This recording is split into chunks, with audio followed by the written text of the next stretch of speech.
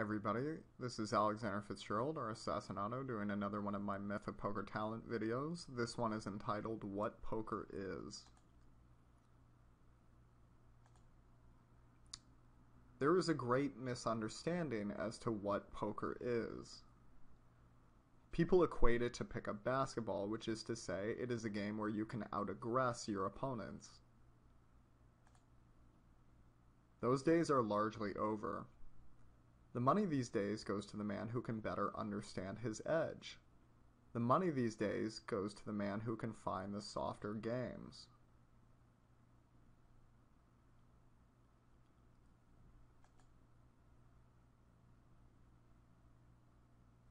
How do you find an edge? What's your edge? Tell me. I'm going to give you 30 seconds. Tell me what your edge right now is in the game.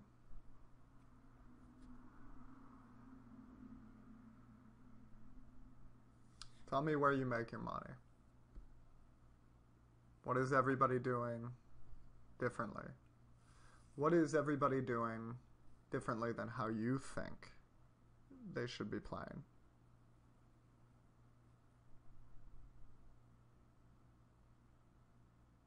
Do you think Doyle Brunson ever walked into a game and didn't know his edge?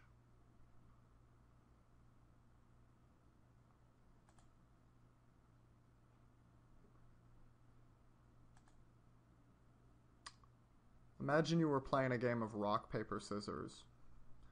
You are playing against someone in the park who will pay you $15 when you win while you pay him $12 if you lose. What should you do? The man clearly believes he is a champion. Randomize your inputs. Use your watch or a dollar bill. Be polite and collect your paycheck.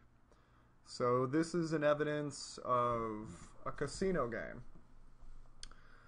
Due to the prices offered, the person cannot have an edge assuming everything is equal. Because this is, you both have an equal possibility of winning the match, should all things being random, and he is paying you more. Which means he perceives, he's paying you more when you win, which means he perceives he has an edge that he does not have. Now, casino games do get beat, but there's a way you can more or less make sure he's not going to beat you, which is you take out a dollar bill and you assign certain actions to certain numbers and you just read off the numbers. You can use your watch and randomize that way. And this means you won't subconsciously fall into any pattern. And this will more or less make you a winner. Imagine, if you will, the guy in the park is there to have a laugh. He likes to socialize and gamble. Through observation, you realize he throws scissors 57.5% of the time. What do you do?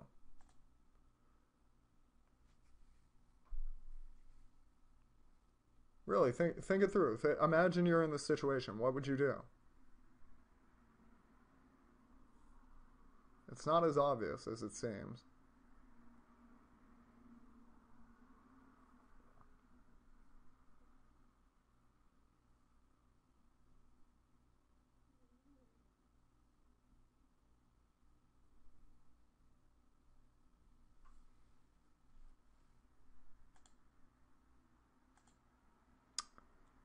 How smart is he? You could make the most money by just throwing rock every single time. However, you will have exposed your awareness to his strategy. He may adjust his frequencies without being kind enough to inform you. This is why we go to the question, how smart is he? Presumably, if you throw rock 22 times in a row, he's going to see that you've adjusted in some form. And likely he'll alter his strategy. You have to ask yourself, will he notice this? If he doesn't notice this, and there are times I've been in poker games where people are quite inebriated and they're not catching anything, you would be a fool to not throw rock every single time.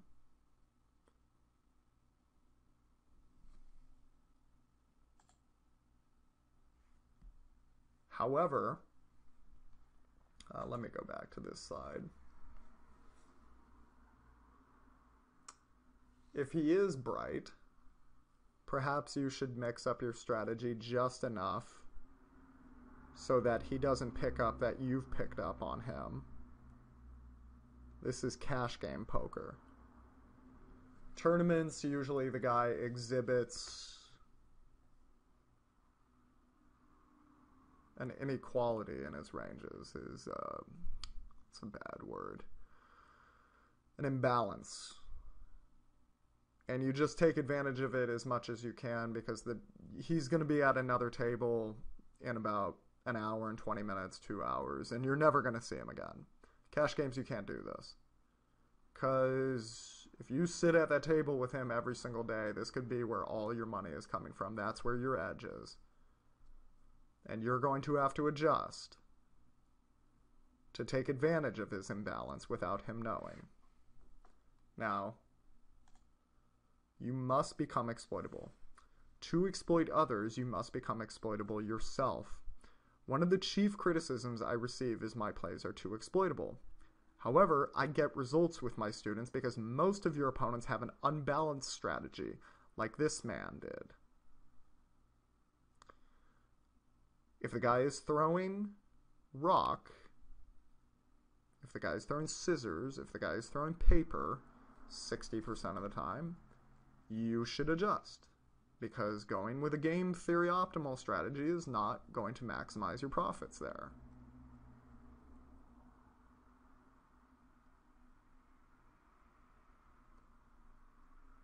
Taking that to the extreme, if you're throwing one action 100% of the time, you will become very exploitable. However, that was the way for you to maximize your exploitation of another.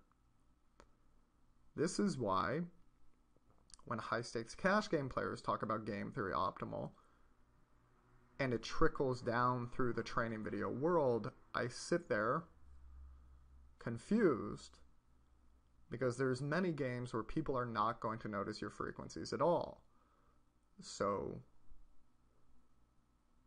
you're creating this balanced strategy versus opponents who are anything but, and it makes no sense if you're in this game to make money. Poker in a nutshell is this game I've just described. Except no one would play rock, paper, scissors for too much money. It's too boring. Riverboat gamblers figured this out and they added an element of luck. 52 cards make several combinations, and you're playing with many other players. It's flashy. Complicated is good. This does make matters more complicated, yes, but I will prove to you in the coming videos it's not too complicated. Also, it is very easy to realize you're throwing scissors too much.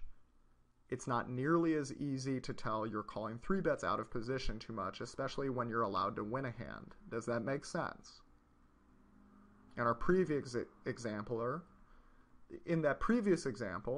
the reason why variance is so good in poker and why it is so preposterous to me when people complain about it is without variance, there is no game. No one will play you if you're good at pool or chess for money. They won't. They'll play you in poker because they're not going to notice the situation because it only comes up once every couple of hours. And by the way, the last time they did it in their false way, they made money. So who are you to tell them what's right? Why are you telling them what's right? They're not going to notice that they're playing poorly. This is what keeps the games good, and this is why I assert anyone can play high-stakes poker, assuming people are not adjusting. There are high-stakes poker games going around all over the world where people are effectively throwing rock 80% of the time. I will show you where some of those imbalances are in the coming videos. Know the odds. You can become the casino with other gamblers. You knew you were playing an even money game and the guy was offering you better than even money. However, Can you explain a triple barrel that does the same thing? If not, how do you expect to execute one?